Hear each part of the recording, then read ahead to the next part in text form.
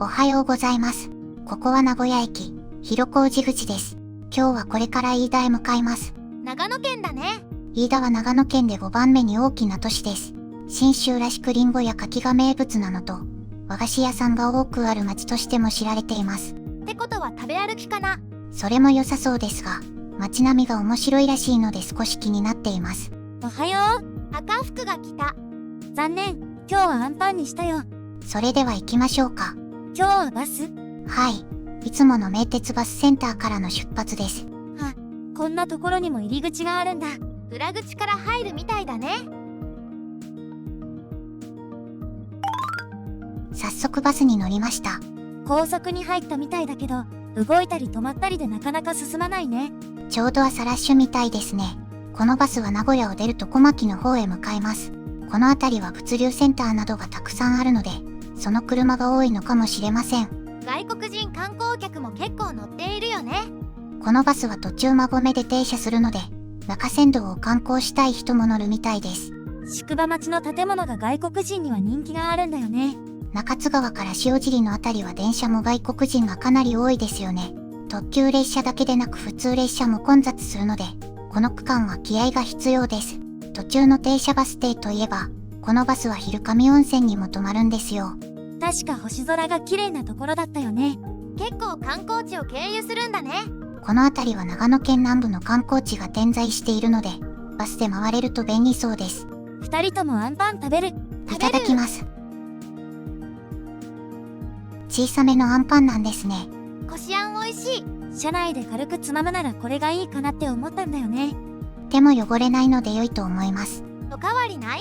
一人一個しか買わなかったよ。飯田に着いたらお昼を食べるので我慢です。しばらくすると森の中になりました。もう少しで馬込みたいだね。このバスは休憩ないの？そういえば案内がなかったですね。高速バスはだいたい2から3時間に1回程度休憩を挟みますが、飯田までは約2時間で到着するので休憩は必要ないと考えているのかもしれないです。車内設備も充実しているし、これくらいの時間なら不便はないかな。コンセントもありますし、フットレストもついていましたね。この間のバスにもついていたし、当たり前の設備なのかな。この間も名鉄バスでしたし、名鉄バスの標準装備かもしれませんね。長いトンネルを抜けたと思ったら高速降りたみたいだね。恵那山トンネルですね。全長約8500メートルの長大トンネルです。昼上温泉などに向かうためにこのインターで降りたんでしょうね。話は変わりますが、このバスは右側の方が眺めが良いですね。今回左しか選べなかったのですが、空きがあれば右側を選びたいです。住宅も多くなってきたし、もう少しで到着かな。あとちょっとって感じだね。着いた。屋根が赤くて可愛らしい駅舎だね。売店と観光案内所があるみたいです。お腹空いたしお昼ご飯にしようよ。そうでした。どこに行きましょうか。確か飯田は焼肉が名物だったよね。そうなんですが、中華そばも隠れた名物グルメみたいなんですよ。お昼ならラーメンの方がいいかな。駅から歩いてすぐなので、とりあえずラーメン食べることにしましょうか。ここです。町中華のお店って感じだね。結構な人気店みたいですが今なら待たずに入れそうです。中華そばと揚げ餃子を注文しました。中華そばは昔ながらのラーメンって感じだね。麺が少し平べったいね。平打ち麺っていうのかな。スープはあっさりめの醤油ですね。見た目通りの味で落ち着きます。麺が意外と多いね。1.5 玉くらい入ってそうですよね。お腹空いていたしありがたい。餃子もカリカリで美味しいね。こちらも落ち着く味でとても好みです。どんどん食べられるよ。美味しかったね。意外と量があってお腹いっぱいだよ。同じような中華そばは飯田ではたくさんあるようですので、食べ比べも面白いかもしれません。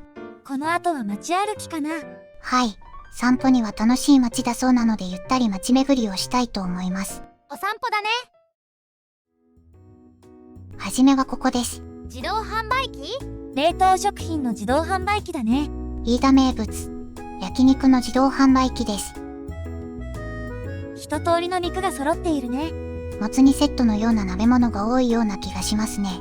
馬のもつ煮のおたぶりが郷土料理なのでその影響でしょうか。確かに馬もつ煮がある。焼肉もマトンとか、いろんな種類の肉があるみたいだね。これだけで焼肉ができそう。価格も比較的お手頃なので近くにあったらたまに使えそうです。お次はここです。交差点だね。ラウンドアバウトって書いてる。ラウンドアバウトは信号機のない交差点です。一時停止はしますが、基本的に停車時間が短い交差点なので、スムーズな交通が期待されています。一つだけなら珍しくありませんが、飯田にはここと隣り合ってもう一つラウンドアバウトがあります。少し珍しいのかな。それとここから緑地公園が始まっていてお散歩にちょうど良かったんですよ。静かな公園って感じだね。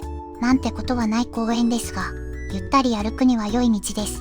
そしてこの道を進むと街のシンボル的存在のリンゴ並木に交差します。ここ？時計塔があるよ。この時計はハミングバルというそうです。時間になると時計下の扉が開いて人形が踊るからくり時計になっているみたいです。確か飯田は人形劇の街とも言われているんだよね。リンゴ並木を歩いています。なんていうか、畑みたいになっているね。このリンゴ並木は、昭和22年の大火からの復興で作られたと言われています。当時の中学生が札幌の街路樹を参考にして、防火帯として整備された通りにリンゴの木を植樹したことが始まりです。植えられて以来、学生によってリンゴが育てられ続けて現在に至ります。札幌の豊平区にもリンゴ並木がありますが、これは飯田のリンゴ並木を参考にしているそうです。さっき通ってきた通りよりも穏やかな雰囲気だよね。静かで居心地がいいよ。お、醸造所がありますよ。発泡シードル？中で楽しめるそうです。入ってみる。ぜひ。注文しました。シードルだね。摘果リンゴブレンドだそうです。辛口とありますがえぐみなどもなく、リンゴの爽やかさを感じられます。ジュース感覚で飲める感じだね。臭みみたいなものがあるシードルも多いけど、このシードルはストレートにリンゴを感じられて良いよ。おつまみはリンゴ乙女と柿です。柿といえば、この地域だと市田柿が名産だね。チーズがサンドされていてシードルともよく合います。これ単体でも売ってほしい感じです。おお、見晴らしがいいね。ここがちょうど飯田の丘の端です。眼下には金井の街並みが広がっています。こうして見ると、丘の町って言われるのがよくわかるね。飯田は3つの街道が交わる商業の町として栄えてきました。大火が起こるまでは古い町並みが残り、信州の小京都と呼ばれていたそうです。このせり出した丘という地形を生かして飯田城もこの場所に作られたそうです。幕末に壊されたので当時の痕跡がほとんどなく、城跡にはホテルや博物館が建てられています。ということで再び丘を登り、博物館を目指します。急な上り坂だったね。着きました。館内は撮影禁止なんだね。写真はありませんが、美術館と博物館が一つになった施設でした。博物館の展示は地域の生物や構造線についての解説など、この土地ならではの展示が多くてとてもためになりました。お次はこちらです。裏海線。美海線です。昭和22年の大火の産物といえる道で、各家の勝手口にあたる面からも通行ができるようにした道です。隣り合う民家の敷地を少しずつ出し合い、緊急時の避難経路として作られた道だそうです。飛騨金山にも似たような裏路地があるよね。家と家の間に張り巡らされた裏路地というと、飛騨金山の筋骨を連想しますが、こちらは生活路だけでなく、飲み屋街として開かれた通りもある点で違っています。ただ、民家の敷地を分け合って出した土地という特性上、旅行者が立ち入っていいのかは難しいところです。この理海線と防火帯道路は、飯田の人々の街を残そうという気概を感じられ、当時を考えさせられます。まだ時間があるみたいだけどどこか行く？近くに和菓子屋があるので少し寄ってみませんか？買ってきました。一つはいちご大福だね。もう一つは小豆。赤飯まんじゅうです。赤飯を包んだまんじゅうです。そのまんまだね。美味しいの？味はそのままですが、意外と相性がよく美味しいです。小豆が甘いんだね。これならお菓子って感じかな。まんじゅうの中にお米のつぶつぶがあるのはなんだか不思議な食感だよ。この他にも色々な創作和菓子があるみたいなのでまた回ってみたいですね。時間もちょうど良いので、ホテルに向かいましょうか。ところで、夕ご飯はもう決めているの？ちょっと迷っています。飯田ならやっぱりお肉だよね。名物なのでどこで食べても美味しいと思うんですよね。せっかくだからたくさん食べよう。そう言われると迷いますね。お鍋？鍋だね。ラムしゃぶにしました。飯田は焼肉の町ですが、しゃぶしゃぶ。古くから馬肉や羊肉も食べていたそうです。なので市内にもジンギスカンを食べられるお店や、ラムしゃぶのお店がいくつかあります。確かに焼肉の自動販売機にも羊肉があった気がするよ。そう言われると飯田らしい食べ物なのかな。リンゴ並木もそうだったけど、札幌とも何かつながりがありそうだよね。市内にもいくつか北海道料理のお店があったし。飯田線建設もアイヌの技師が活躍したという話があるので、いろいろなところで関わりを感じずにはいられないですよね。最近ですと焼肉つながりで北見市との関わりもあるそうですよ。よくわからないけど、お肉は美味しいから何でも OK だよ。それもそうかな。2日目は雨のスタートです。結構降ってる。帰りもバスに乗るの？帰りは鉄道で帰ろうと思います。飯田線だね。電車までは時間がありますし、近くの喫茶店に入りませんか？最後にリンゴ食べようよ。着きました。リンゴジュースとアップルパイ。メニューに水引きがついてる。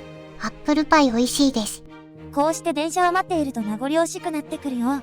地元のリンゴかはわかりませんが、こうして名物を食べられると雰囲気があります。リンゴの街ならアップルパイは外せないよ。いろんな飲み物と相性がいいし、アップルパイは一息つくには良いね。電車の時間まではまだ余裕があります。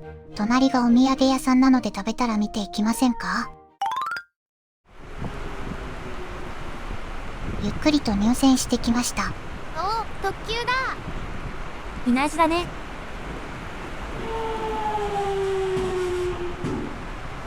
良い音です。373系の音はとても電車らしくて好きです。いかにも機械って感じの音だよね。座席は自由席なので適当に座りましょう。出発。なんていうか、とてもゆったりした走り出しだね。駅を出るとすぐ大きな曲がりに差し掛かるので、それほどスピードを出せないんだと思います。地図で見ると線路がすごく大回りしているよね。天竜川沿いから飯田の丘の上まで登るので、勾配を軽減する必要があったんでしょうね。確かにもう下っているね。大カーブに差し掛かりました。景色がどんどん変わってアトラクションみたい。この辺りの曲線は半径が160メートルほどしかないそうです。カーブの頂点近くには桐石駅がありますが、車両とホームの間がかなり空くそうです。ここ以外も飯田線ってかなりくねくね曲がった線路だよね。もともと地方の私鉄路線として建設されたので、線路の規格が低く、速度を出すことを考えていなかったみたいです。また地方鉄道として作られたこともあって、駅の数が多いことも特徴と言えます。なのでこの列車も速度は速くなく、JR 東海の中でもかなり遅い特急です。確か日本一遅い特急って言われているんだよね。鉄道の運賃は距離で決まるので、乗り鉄的には美味しい列車です。丘を降りると天竜川沿いに列車は進みます。この辺りの区間は河川改修のために2001年に線路を新しくした区間です。なので比較的規格の高い線路でスピードも結構出して走ります。乗り心地もこの辺りは揺れが少なくて快適だね。ロングレールを採用しているみたいですよ。天竜峡駅を過ぎると列車は峡谷の中を走ります。天竜峡大橋が見えてきたね。大きい。この橋には歩道も整備されているので、歩いて渡れるそうです。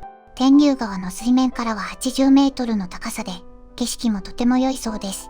近くに温泉もあるみたいだし、紅葉の時期は楽しめそうだね。ずっと天竜川の横を走っていますがなかなか川が見えませんね。木が茂っていていかにも森の中って感じだね。まさに秘境。飯田線の謎ポイントにやってきました。渡らない橋だね。トンネルを作れず、苦肉の策でこういう橋を架けたそうです。この辺りは土木工事には厄介な断層が走っています。中央構造線だね。道路のトンネルもかなりの難工事みたいだよね。対岸が近づいてまた離れていく。鉄道ではありませんが、親知らずに似ていますよね。この辺りはダム建設で付け替えとなった線路です。ちょうど山を挟んで隣の谷に線路をつけたそうですが、越える山は中央構造線なんですよね。南光寺だったと思うのですが記録がないので不思議です。佐久間発電所が見えてきました。もう少しで中部天竜だね。中部天竜まで来ると山を降りてきたような気がしますよね。そういえば、中部天竜の中部って中部地方の中部ではないそうです。この辺りは中手と呼ばれていたそうで、元は中っぺ天竜と呼んでいたそうです。現在もこの辺りは佐久間町中部といい、地名は残っています。中部天竜駅に到着だね。中部天竜駅では上りの稲地1号とすれ違います。あまりお客さんが乗っていないね。距離の割には時間がかかるので、バスなどで移動しているのかもしれません。名古屋から飯田へ向かう場合はバスを使うのが圧倒的に楽です。バスですと名古屋駅からは1本で飯田まで行くことができますが、電車を使うと豊橋まで行って飯田線に乗り継ぐ必要があります。運賃や時間の面でもバスが有利なので鉄道は沿線観光で使うイメージです。なかなか出発しないね。ご案内いたします。本日大雨のためこの先の区間で徐行運転を行います。このため列車到着が大幅に遅れる見込みです。お急ぎのところ恐れ入りますが列車遅れますことをお詫びいたします。徐行運転ですか。飯田線は土砂崩れで運休になったこともあるし、動くなら良い方に感じるよ。川のすぐそばを通る区間も多いので仕方ないですね。急ぐ予定ではないので、無事に豊橋まで行ければそれで良いです。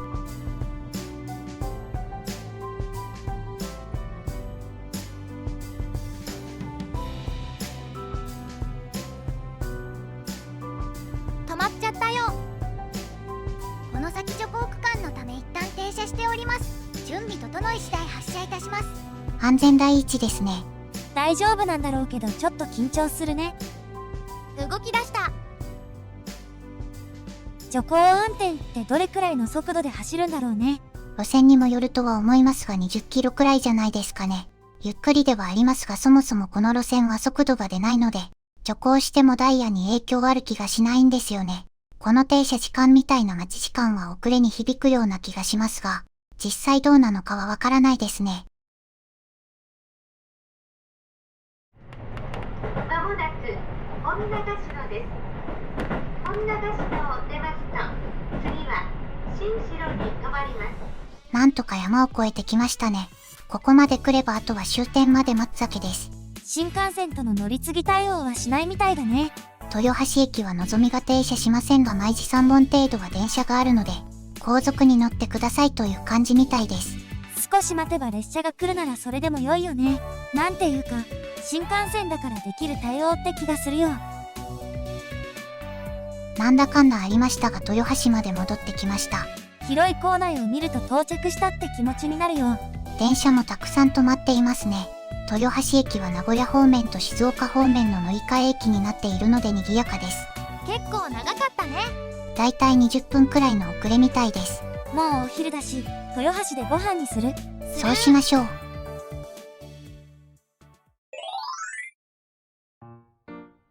いただきます。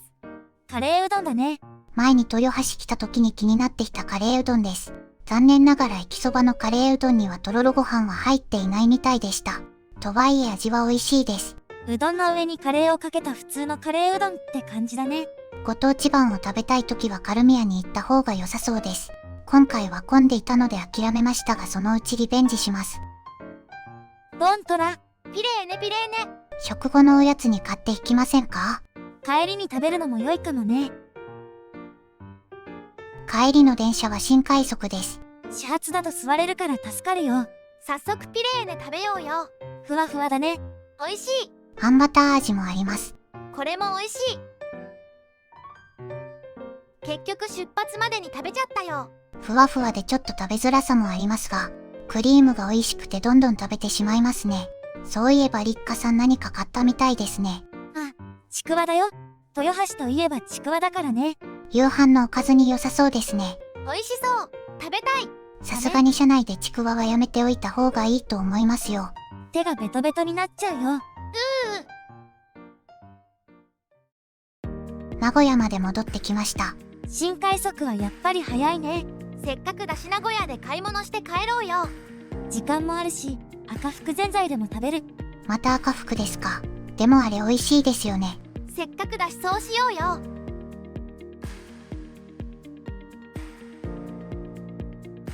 ご視聴ありがとうございました。